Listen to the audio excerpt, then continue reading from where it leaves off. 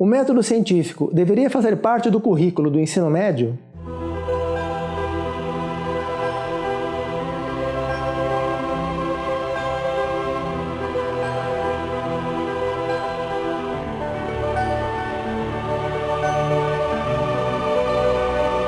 Olá, meu nome é Denburg e essa é a sessão Oráculo.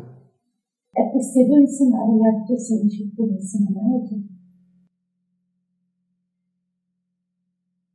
São poucas coisas que não são possíveis, né, no mundo físico. Assim, obviamente é possível. A questão, talvez o que a pessoa quis perguntar é se...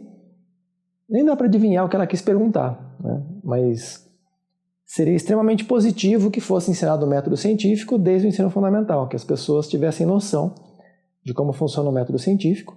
E mais importante do que o método científico, que é um protocolo que na prática nem os próprios cientistas seguem, seria importante que eles compreendessem como funciona o processo científico de aquisição de conhecimento, que não se baseia no método científico na prática, né?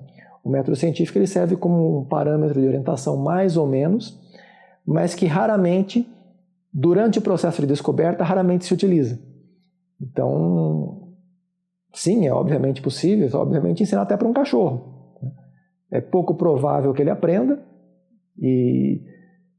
mas é perfeitamente possível ensinar até para uma planta, ensinar o método científico, ensinar música, né? Então é possível, só que aí tem dois problemas. Primeiro, você pode ensinar sem que a pessoa ou a entidade que recebe a explicação aprenda, e também, mesmo que aprenda, que tenha uma certa probabilidade de aprender, a probabilidade pode ser muito baixa. Existe uma certa probabilidade do cachorro aprender a cantar, ou dele aprender a jogar xadrez, mas é uma probabilidade muito baixa, né? Não é compatível com o nível intelectual do cachorro, com a capacidade de interpretar, né, palavras. Ele tem capacidade de interpretar poucas palavras e seguir instruções relativamente simples. No caso do xadrez, ele teria que pensar, né, teria que analisar. Então não é como ele seguir uma instrução deitado, morto, né, de pé, etc. Rola, né? Seriam palavras que teriam um significado mais concreto do que ele teria que fazer. O xadrez ele teria que ter um pensamento abstrato para entender o significado das regras, o objetivo do jogo, né? Então, seria pouco provável, muito pouco provável, que um cachorro ou um ser diferente dos humanos aprendesse a jogar xadrez. Ou qualquer outra coisa muito complexa, como o método científico também.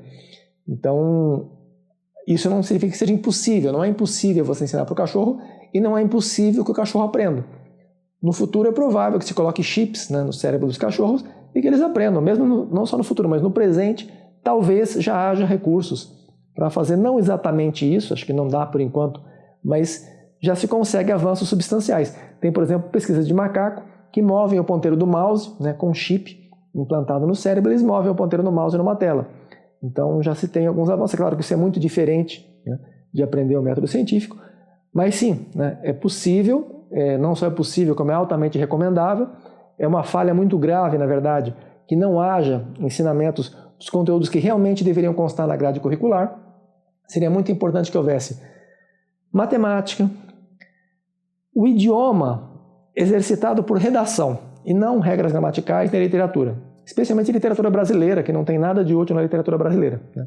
Quase toda a literatura brasileira é bagaceira, não tem quase nada de relevante, tem pouquíssimos textos razoavelmente relevantes e interessantes da literatura brasileira. Se fosse ensinar literatura, seria preferível que fosse literatura universal, né? Que não houvesse foco. Se, por exemplo, fosse ensinar ciência brasileira, não existe ciência brasileira. Não tem que ensinar matemática brasileira, não faz o menor sentido isso. Da mesma forma, a literatura brasileira também não faz sentido. O que se ensina é os bons conteúdos de matemática. Na verdade, não se ensina exatamente os bons, se coloca para que as pessoas memorizem, né? O que é um desastre. E, enfim, seria importante ensinar matemática, redação, lógica, ética,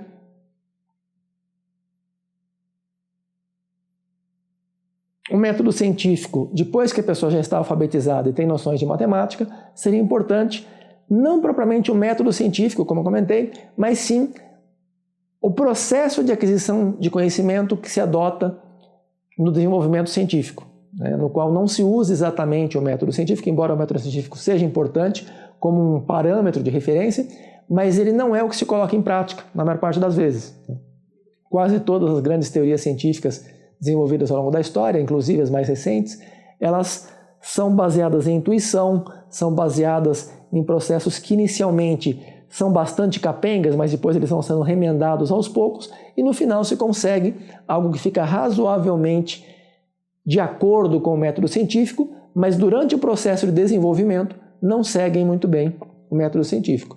Então, não é tão útil o método científico quanto é conhecer na prática como funciona o processo de aquisição de conhecimento, né? Inclusive, nos meus livros, tanto no Guia dos Apodídicos quanto no IMCH, há uma discussão bastante detalhada sobre isso, inclusive exemplos práticos. No caso do IMCH, o livro inteiro trata de uma descoberta científica em todas as etapas, né? Desde da origem da ideia, da detecção do problema no método tradicional, da análise do erro, da implementação da solução adequada, da testagem empírica para verificação de quais devem ser os parâmetros adequados para que o método funcione corretamente. Então tem várias etapas, né? Testagem para verificação, testagem para falseamento. Então tem todas as etapas do desenvolvimento de uma teoria científica, da correção de um erro numa fórmula matemática, né?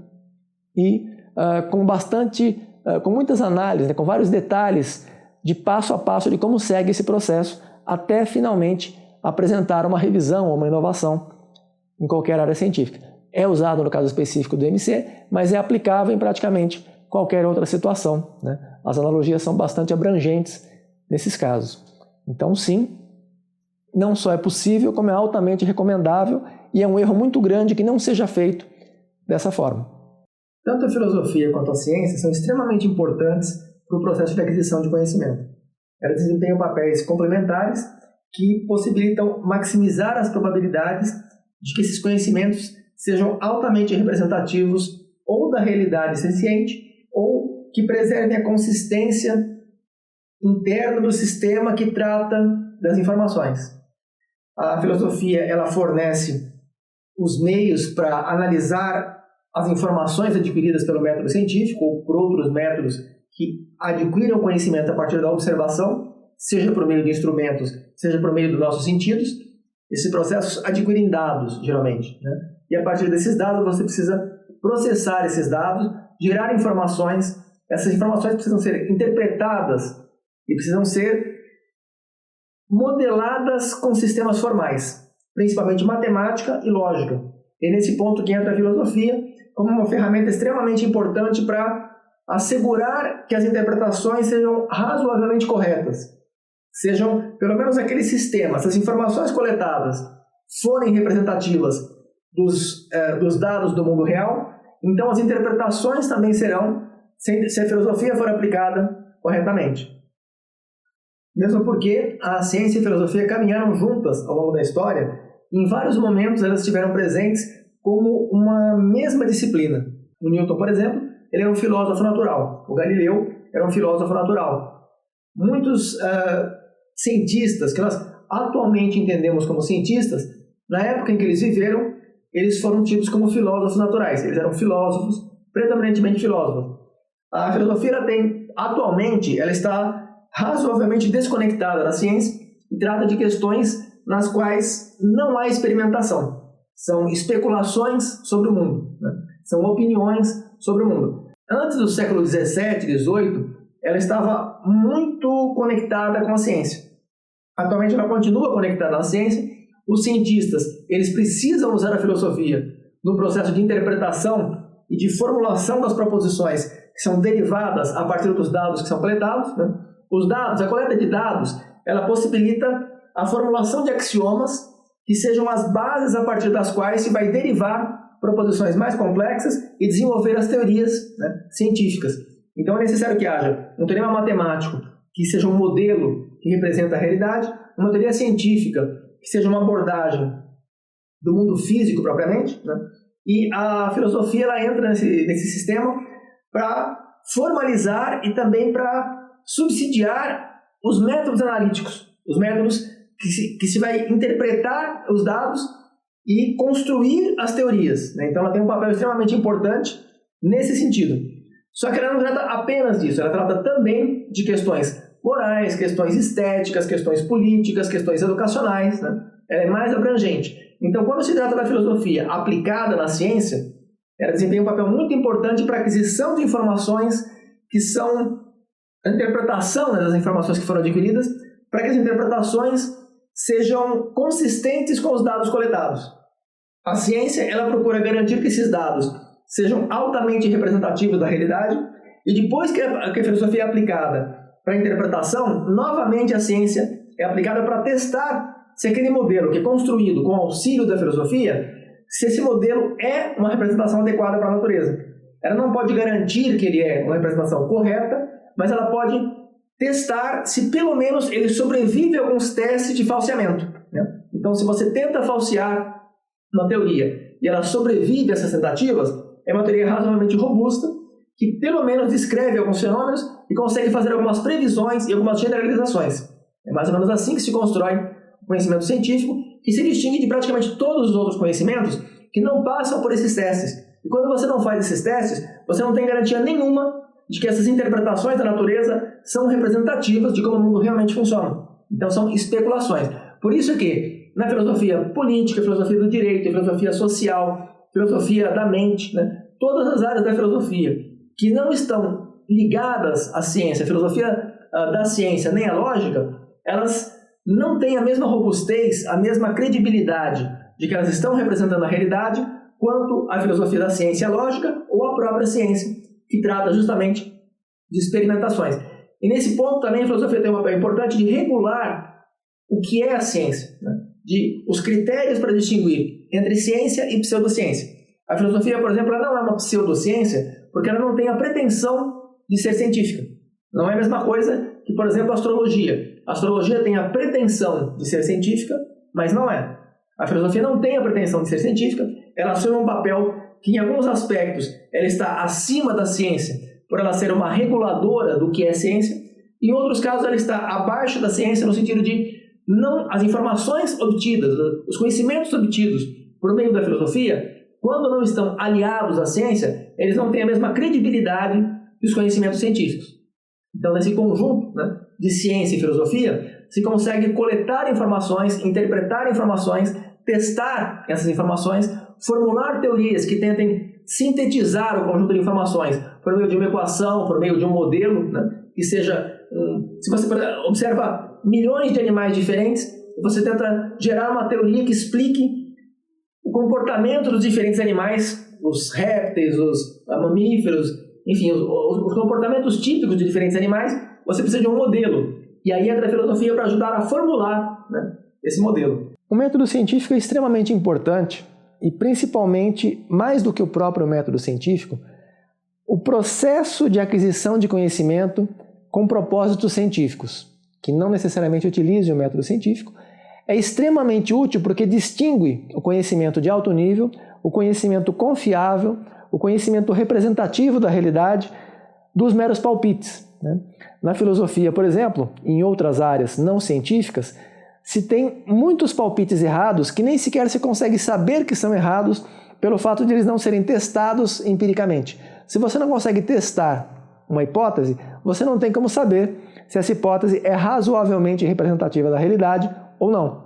Então esse é um dos problemas, uma das limitações da filosofia no processo de aquisição de... nem seria propriamente conhecimento, seria aquisição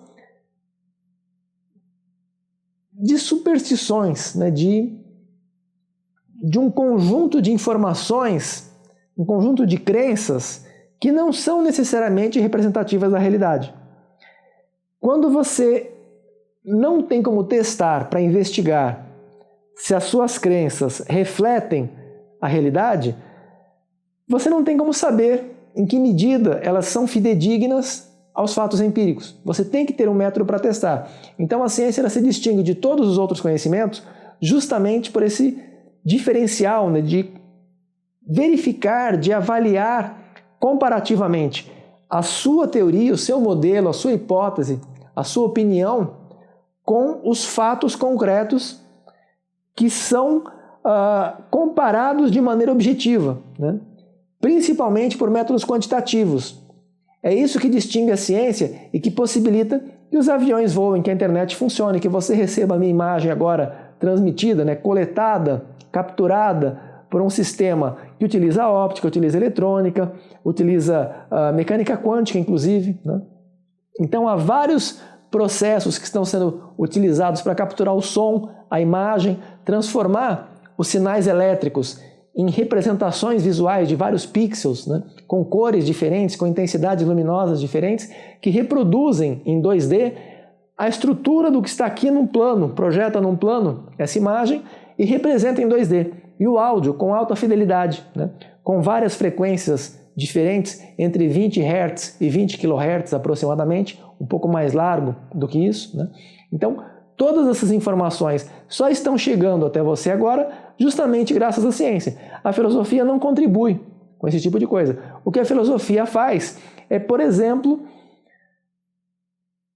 permitir que gorilas, né, o gorila não abandone o filhote porque o filhote quebrou a perna. Né? O gorila não mate o próprio filhote para comer o próprio filhote.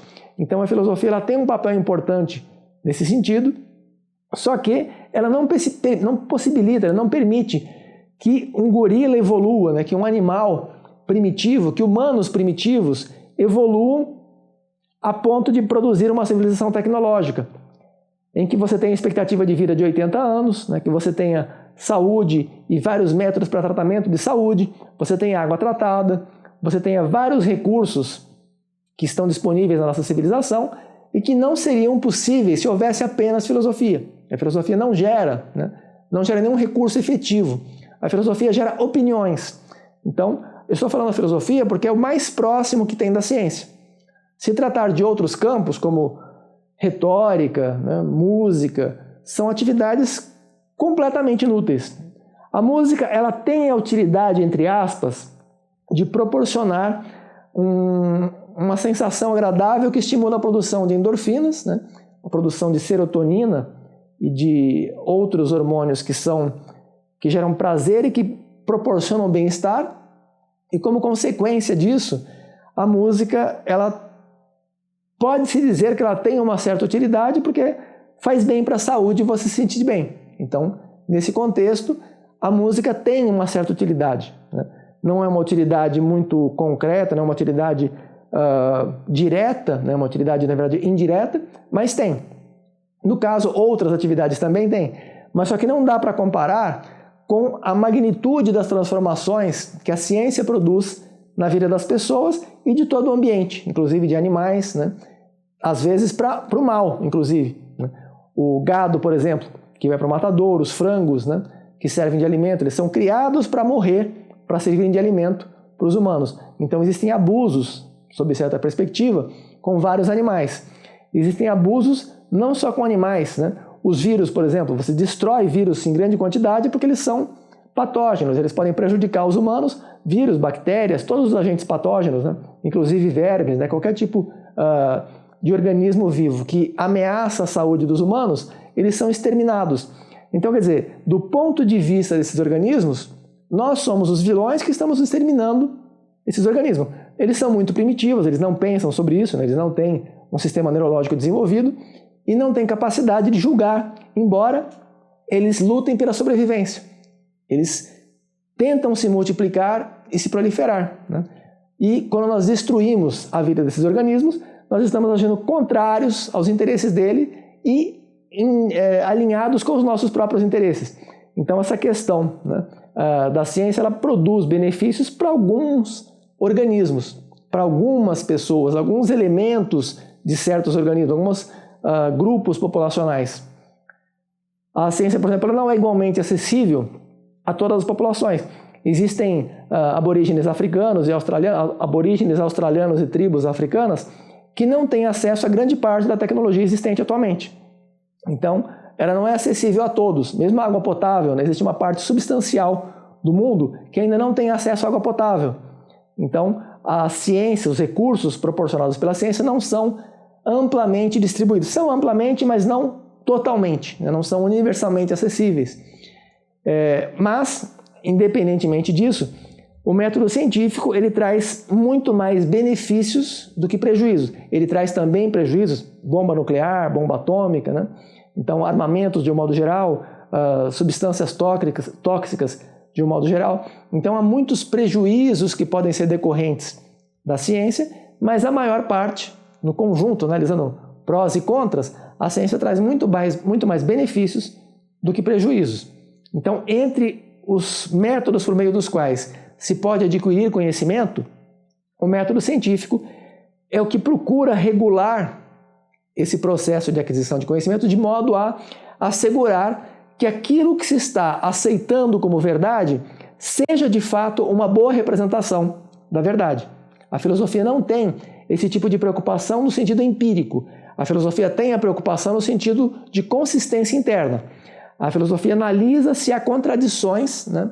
Ela analisa logicamente se há contradições a partir do momento que se aceita algumas verdades, se as outras proposições decorrentes a partir daquelas, se são também consistentes com aquelas. Mas ela não verifica, ela não investiga se aquelas informações que foram originalmente aceitas como representações da realidade, se são de fato.